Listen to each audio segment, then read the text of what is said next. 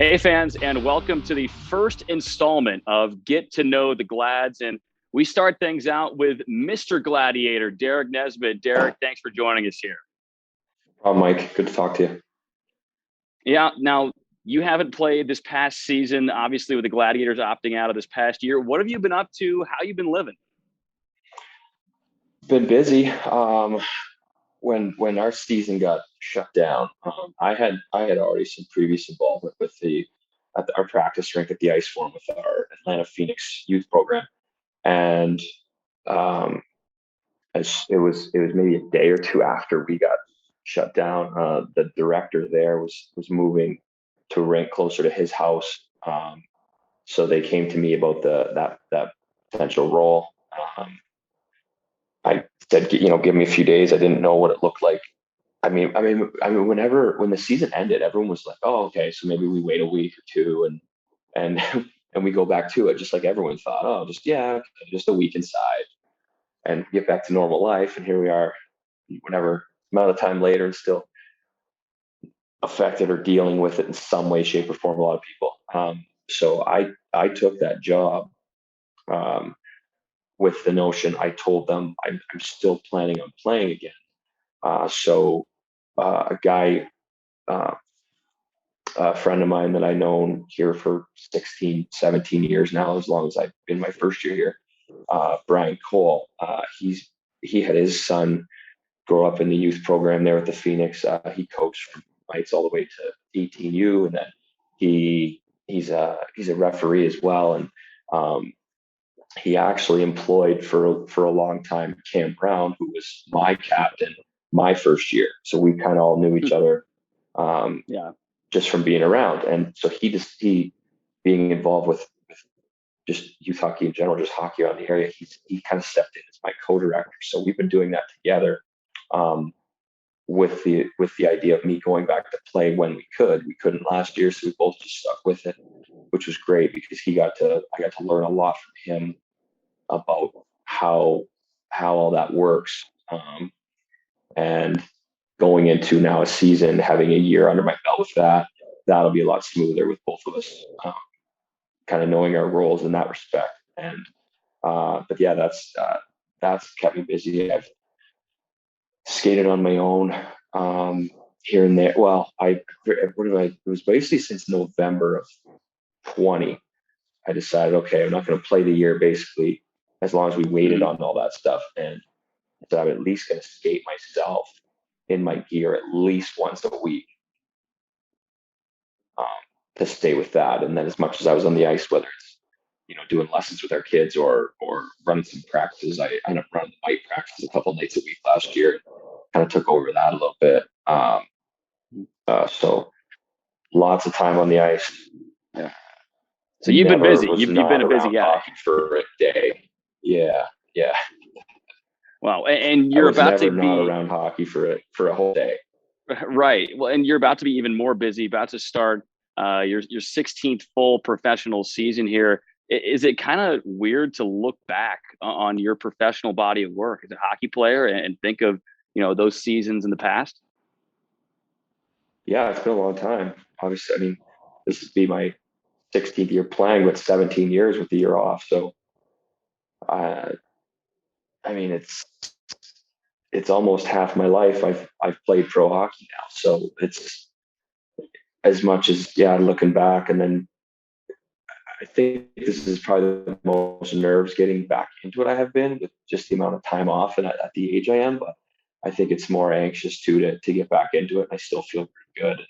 Whether the year off helps health wise, it's still going to be a shock to the system getting back going. But I'm looking forward to that shock, in which I've been trying to emulate as much as I can with my skating now, and or training, just to get the body used to complete exhaustion again, to where I can recover and get back into it. Because you can't do that just standing there snapping pucks around the little kids. It's as much as Right. it's nice to be out there. It's not getting you ready to play by any means.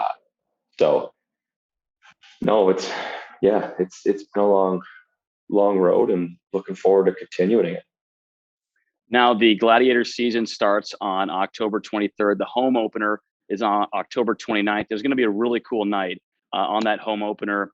We're going to honor you and your 300th professional goal that you scored last season. What do you expect that night to be like, and what do you expect to feel on that night? I'm just excited to play again. I think the biggest thing is just I just hope we score quick to hear just to as much as you play the shinny in the summer and it just I think that reaction of a crowd to a goal when our team scores again, that'll be the coolest thing. That'll make it very real again. Obviously, I'm sure the first hit you take will feel real too, but just I thought of that. I think the other day it'd be really cool to just hear a crowd reaction to whatever it is again. Um, will be awesome. I think that's what I look forward to most for sure. Besides just playing and being with a team again, I think that'll be the coolest thing. Absolutely. Everybody's ready to get back into the building. And, this Gladiators roster is starting to kind of come into shape a little bit. We've had signings here over the past few weeks. The roster is starting to get filled out. What do you make of the way that Coach Jeff Pyle has kind of, put the roster together here so far? I think I like I like the experience we have in this league with Pelly.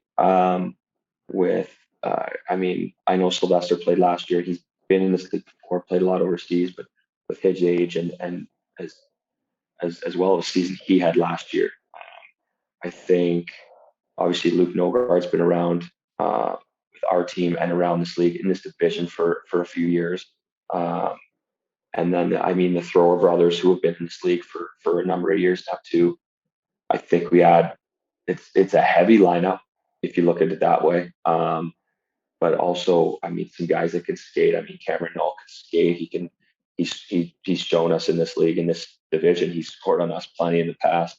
It'd be nice to put one in on our side for him. Guy like Tim Davison, who I remember a couple years ago, and I think when I first reached out to him, I said it'd be nice to actually get some breakout passes from you rather than trying to forecheck you and chase you down while you're spinning off and making passes through us. So he was a really good player on their power play a couple years ago. I really remember him up top, uh, really controlling that play a lot. He seems like a guy that's going to help out and bring some experience as well.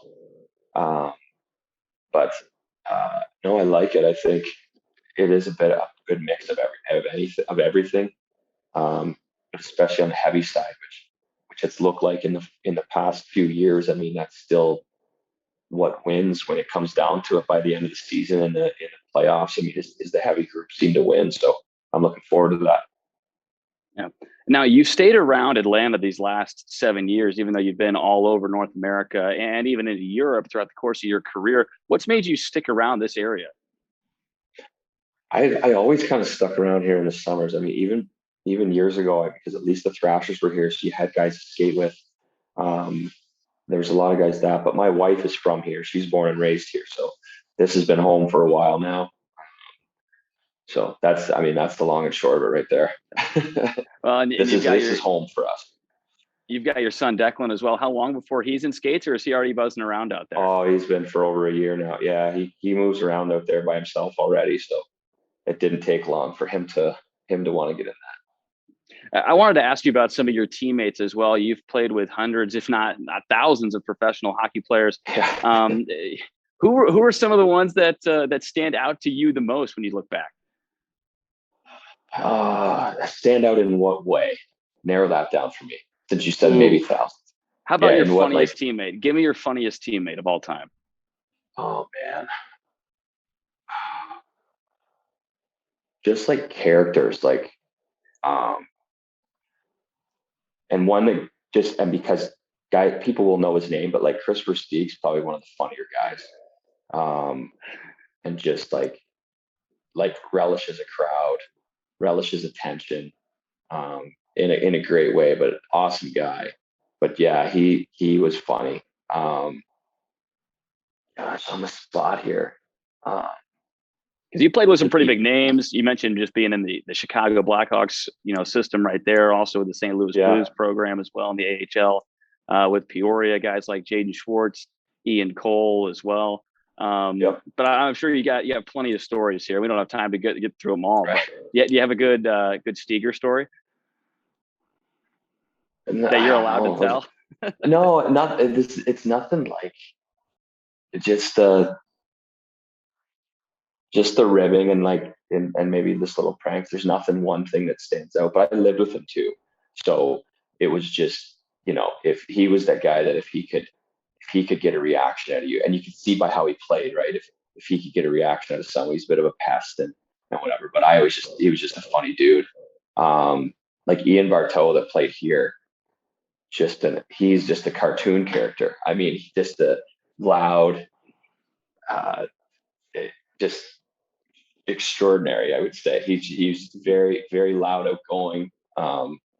Just did some things that were it was easy to kind of rib on him about some things too, but he always took it and liked to give it back. So, but he was a funny guy, and he was never uh, short of a few words to say at the drop of a hat, whether on the ice against opponents or in the locker room with guys. He's up there too. He was a funny dude. Um, yeah, just Yeah, never not part of the conversation, or yeah, you could always hear him. That's for sure. You could always hear Bart. that's awesome. Now you're at a stage in your career when you can take a lot of these younger guys kind of under your wing and be a mentor. I'm curious for you, when you were a younger player in pro hockey, who were some of the older guys in the room that you looked up to?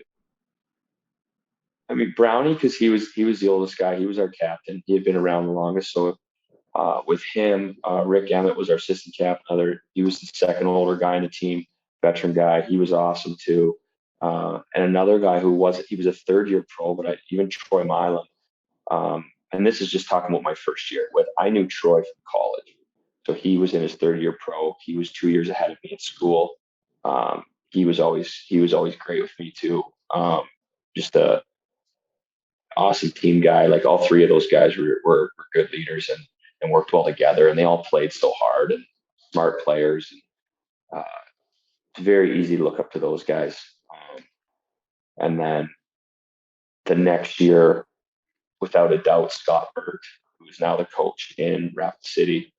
He's one of my favorite teammates of all time. Just an absolute warrior. Him, Marty Flickle, Lance Galbraith, three guys who we won a Kelly Cup with there. That without take one of those guys off the team and we weren't going to win. They were huge, just huge for us that year. Awesome guys. I played with Galby and Flickle. And I mean, those numbers that year kind of speak for themselves.